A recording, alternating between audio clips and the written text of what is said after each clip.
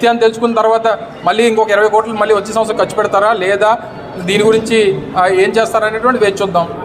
తీరా అడిగితే మేము వచ్చిన 7 నెలల్లోనే 3 లక్షల కోట్లు పెట్టుబడులు తెచ్చామన్నారు. ఎక్కడ తీసుకొచ్చారు? మేము తీసుకొచ్చింది మీరు రాసుకోవడం ఏంటి? గ్రీన్ హైడ్రోజన్ హబ్ మేము తీసుకొచ్చిందే, బల్క్ డ్రగ్ పార్క్ మేము తీసుకొచ్చిందే, మిట్టల్ మేము తీసుకొచ్చిందే, టీసీఎస్ మేము తీసుకొచ్చిందే. మీరు ఎవరిని తీసుకొచ్చారంటే మీరు మోడీ గారిని తీసుకొచ్చారు అంతే. ఆ ఓపెనింగ్ చేయడానికి మోడీ గారిని తీసుకొచ్చే తప్ప మీరు తీసుకొచ్చింది ఈ 8 మాసాల్లో ₹1 పెట్టుబడి అనేటువంటిది లేదు అనేటువంటిది ప్రజలకు తెలుసు. ఒకవేళ ఆ రుజువులు ఏమైనా ఉంటే మేము చూపించగలం, వాళ్ళని చూపించమనండి.